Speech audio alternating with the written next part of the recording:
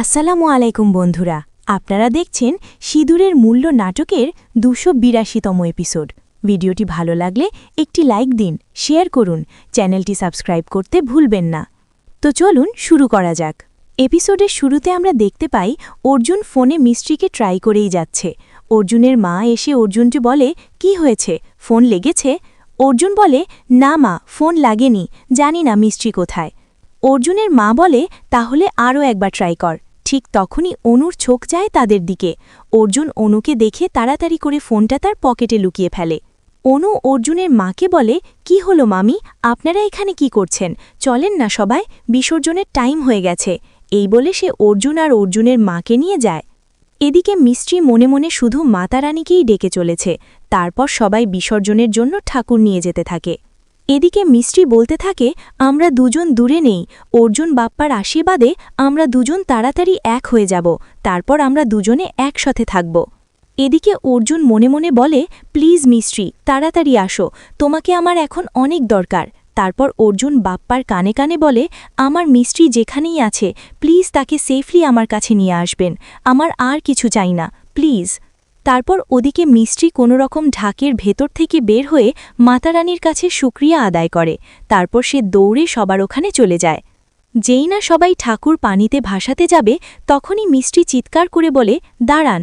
অনু তাকে দেখে অবাক হয়ে গেছে। মিস্ট্রি এসে অনুর কাছে দাঁড়িয়ে বিড়বিড় করে বলে, তোর শরীর ঠিক আছে? একা কি বিড়বিড় করছিস? এ কথা শুনে ভয় পেয়ে যায়, আর তার হাতে থাকা ডিভোর্স পেপারটা সে লুকিয়ে নেয়। ছোট দাদি বলে, আরে মিস্ট্রি, তুই কোথায় ছিলি? এ আমাদের পরিবারের জন্য যা কিছু করেছে, সে নিজে আমাদের পরিবারের মধ্যে নিজের জায়গা তৈরি করে নিয়েছে। এ আমাদের পরিবারের বউ থাক বা না থাক, এই পরিবারের সদস্য সারা জীবন থাকবে।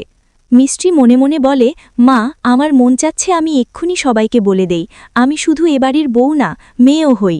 আপনার অনু, শুধু আর একটু অপেক্ষা, এখন সবার আগে প্রিয়ার থেকে ডিভোর্স পেপারটা নিতে হবে।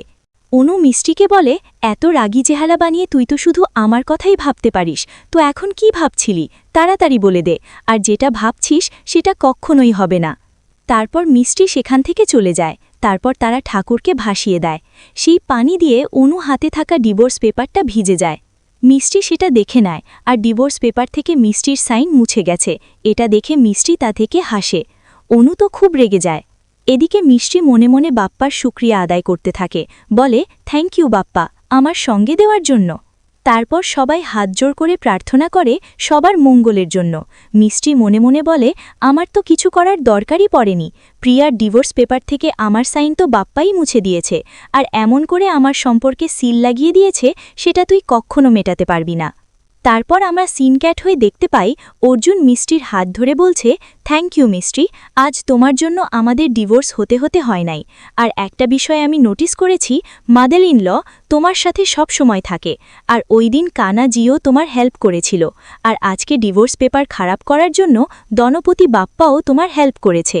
এ কথা শুনে মিষ্টি হাসে। মিষ্টি বলে, এদের সাথে তো আমার রক্তের সম্পর্ক। অর্জুন বলে, তোমার রক্তের সম্পর্ক আমার সাথেও আছে, আর আমিও আপনার পরিবারের সদস্য। আপনি কি এটা ভাবছেন যে আমার খুশির জন্য আপনি কি করবেন? তারপর তারা দুজনেই শব্দ পায় কেউ এদিকে আসছে। ঠিক তখনই মিষ্টির গলার মঙ্গলসূত্রের সাথে অর্জুনের জামা আটকে যায়। তারা দুজন অনেক ছটাতে চেষ্টা করছি, কিন্তু পারছি না। অনু তাদের ঘরে প্রবেশ করে। তাদের দুজনকে এই অবস্থায় দেখে অর্জুন তাকে দেখে নাটক শুরু করে, আর বলে, আমি বিগ বয়, আমার জামাকাপড় আমি নিজেই খুলতে পারি। মিষ্টি বলে, অর্জুন, আমি আপনাকে চেঞ্জ করিয়ে দিচ্ছি, তাড়াতাড়ি হয়ে যাবে, তারপর আপনি ঘুমিয়ে যাবেন। ঠিক তখনই অনু চিৎকার করে বলে, এই নাটক বন্ধ কর। এ বলে সে তাদের দিকে এগিয়ে আসে। তারপর মিষ্টিকে অর্জুনের থেকে দূরে সরিয়ে দেয়, আর মিষ্টির উদ্দেশ্যে বলে, আমি অর্জুনের হবু স্ত্রী, ওর খেয়াল আমি রেখে নিব। এই বলে সে তার জামা খুলতে নি। মিষ্টি মন খারাপ করে। তারপর অর্জুন জেনে বুঝে অনুর মুখের ওপর হাঁচি করে। এটা দেখে মিষ্টি হাসে। তার হাসির শব্দ শুনে অনু রেগে যায়। অনু মিষ্টিকে বলে, হাসি আসছে তো, তাই না? মিষ্টি বলে, ধ্যান রাখার ডিপার্টমেন্ট যদি তোর হয়, তাহলে যে কারোরই হাসি আসবে, এজন্য আমিও হাসছি। অনু বলে, আচ্ছা, আজ থেকে অর্জুন গেস্ট রুমে ঘুমাবে, এখন হাস। চলো Arjun, good night mystery, bye. এ বলে সে অর্জুনকে নিয়ে যেতে থাকে। মিষ্টিও তাদের পিছু পিছু যায়। তারপর অনু অর্জুনকে গেস্ট রুমে নিয়ে গিয়ে অর্জুনকে ঘুমাতে বলে। সে বেরিয়ে এসে দরজা লাগিয়ে দেয়। তারপর সে সেখান থেকে চলে যায়। তারপর আমরা সিন ক্যাট হয়ে দেখতে পাই সকালবেলা মিস্ট্রি ঘুম থেকে উঠে তার ঘরের দরজায় দেখতে পায় তার ঘরের দরজায় অনেকগুলো বিয়ের কার্ড ছাপানো। সেগুলো দেখে সে অবাক হয়ে যায়। ঠিক তখনই সেখানে অনু আসে। এসে অনেকগুলো বিয়ের কার্ড মিস্ট্রির মুখের ওপর ছুঁড়ে মারে। এগুলো দেখে অবাক হয়ে যায়। তারপর বাড়ির সবাই সেখানে আসে। এসে দেখে এমন অবস্থা। অর্জুনের মা বলে, এসব কি? তারপর সবাই দেখে এগুলো অর্জুন আর অনুর বিয়ের কার্ড।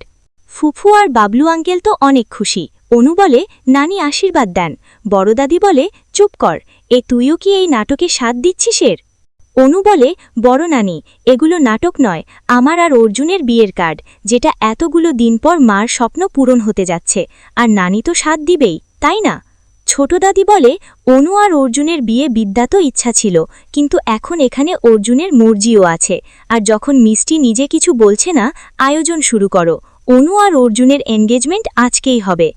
কথা শুনে মিষ্টি আর অর্জুন অবাক হয়ে যায়। বড় দাদি কথা শুনে বলে, আমি এদেরকে বোঝাতে বোঝাতে ক্লান্ত হয়ে গেছি, এখন তোমরা যদি কেউ বোঝাতে পারো তো বোঝাও।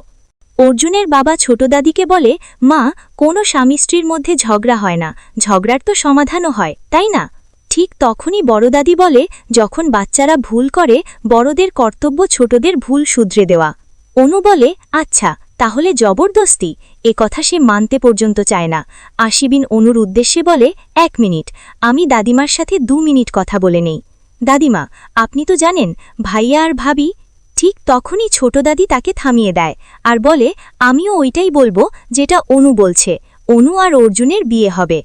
কথা বলে সে সেখান থেকে চলে যায়। তারপর এক এক করে সবাই চলে যায়। তো বন্ধুরা, আজকের পর্বের সমাপ্তি এখানেই হয়। ভিডিওটি ভালো লাগলে একটি লাইক দিন, শেয়ার করুন, চ্যানেলটি সাবস্ক্রাইব করতে ভুলবেন না। পরবর্তী পার্ট দেখার জন্য আমাদের সাথেই থাকুন। আল্লাহ হাফেজ।